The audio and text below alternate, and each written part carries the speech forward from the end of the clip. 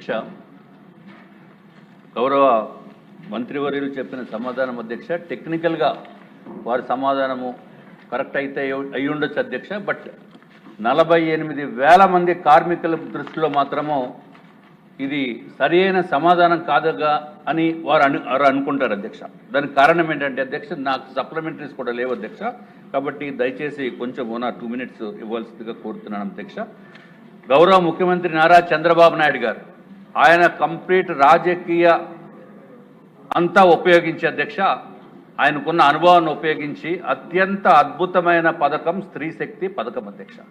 ఆ స్త్రీ శక్తి పథకాన్ని ప్రజలు అత్యంత అద్భుతంగా ఆదరిస్తున్నారు అధ్యక్ష. ఈ ఆంధ్ర రాష్ట్రంలో more than 40 crores of people, అంటే 40 కోట్ల దాటి ఆగస్టు 15, 2025లో మొదలుపెట్టినప్పటి నుంచి 40 కోట్ల ఫ్రీ టికెట్స్ ఇవ్వడం జరిగింది అధ్యక్ష.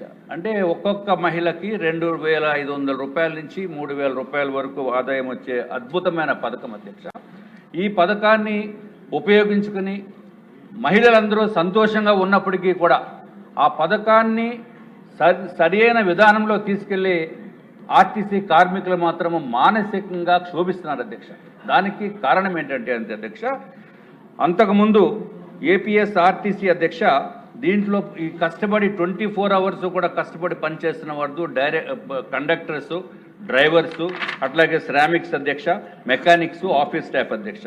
ఈ రాష్ట్రంలో 48,000 మంది ఉన్నారు అధ్యక్ష. ప్రజలకి ఎంతో సేవ చేస్తున్నప్పటికీ కూడా అనారోగ్యంతో మరణిస్తున్నారు అధ్యక్ష. అంటే దానికి కారణం ఏంటంటే అధ్యక్ష, 1/1/2020 అంటే 1 January న్యూ ఇయర్ గిఫ్ట్ కింద జగన్మోహన్ రెడ్డి గారి ప్రభుత్వము వీళ్ళకి అంతకుముందు ఏపీఎస్ఆర్టీసీలో ఉన్న వైద్య విధానాన్ని మార్చి ఈహెచ్ఎస్లో పెట్టారు అధ్యక్ష. అంటే ఎంప్లాయీస్ హెల్త్ స్కీమ్లో పెట్టిన మూలాన అధ్యక్ష దానికి లిమిటేషన్ 2 లక్షల రూపాయలు అధ్యక్ష. అంటే ఎవరికన్నా కండక్టర్ కానీ ఎవరికైనా సరే ఆర్టీసీ కార్మికులకి ఒంట్లో బాగోలేదు, హార్ట్ ప్రాబ్లం ఉందని చెప్పి వాళ్ళకి తెలిసినప్పటికీ కూడా కనీసం హాస్పిటల్కి వెళ్తే డబ్బులు ఎక్కువైపోతాయి, 2 లక్షలతోటే ఆగిపోతుంది, మళ్ళీ కుటుంబం అంతా రోడ్డు మీదకి వచ్చేస్తుందని చెప్పి అనే ఉద్దేశంతో హాస్పిటల్లో ట్రీట్మెంట్కి కూడా వెళ్లకుండా మానసిక ఆవేదనతోటి అనారోగ్యంతో ఉంటున్నారు అధ్యక్ష. అధ్యక్ష, ఇదివరకు కూడా ఆర్టీసీకి ఎన్నో హాస్పిటల్స్ ఉన్నాయి అధ్యక్ష, ఇప్పుడు కూడా రన్ అవుతున్నాయి. దాంట్లో చిన్న చిన్న ట్రీట్మెంట్స్, ఏదన్నా ఫస్ట్ ఎయిడ్ కానీ అటువంటిది చేసిన తర్వాత ఏదైనా మేజర్ ప్రాబ్లం వస్తే, అంటే హార్ట్ కానీ, కిడ్నీ కానీ, లివర్ కానీ, క్యాన్సర్ కానీ, పెరాలసిస్ కానీ అటువంటి సమస్యలు వస్తే సూపర్ స్పెషాలిటీ హాస్పిటల్కి రిఫర్ చేసేవారు అధ్యక్ష. ఎప్పుడైతే రిఫర్ చేశారో అక్కడ ఎంత ట్రీట్మెంట్కి డబ్బు అయినప్పటికీ కూడా అది ఏపీఎస్ఆర్టీసీ భరించేది అధ్యక్ష. కానీ ఇప్పుడు దీన్ని ఏ విధంగా తగ్గించేసిన వలన అధ్యక్ష రిఫరల్స్ కూడా లేనటువంటి పరిస్థితి అధ్యక్ష. వీళ్ళు పాపం ఎక్కడికి వెళ్ళాలో తెలియదు, ఎక్కడికి వెళ్తే దానికి 4 లక్షలు అవుతుందని చెప్తారు అధ్యక్ష, 3 లక్షలు అవుతుందంటారు. వీళ్ళ దగ్గర అంత డబ్బు ఉండదు అధ్యక్ష. కాబట్టి ట్రీట్మెంట్ చేసుకోకుండా ఉండే పరిస్థితి ఉంది అధ్యక్ష.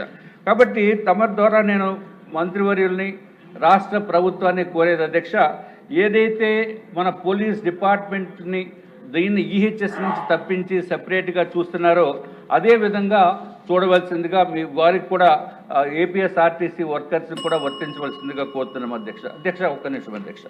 ఏదైతే అధ్యక్ష 2018లో 120 మంది చనిపోయారు అధ్యక్ష డ్యూటీలో.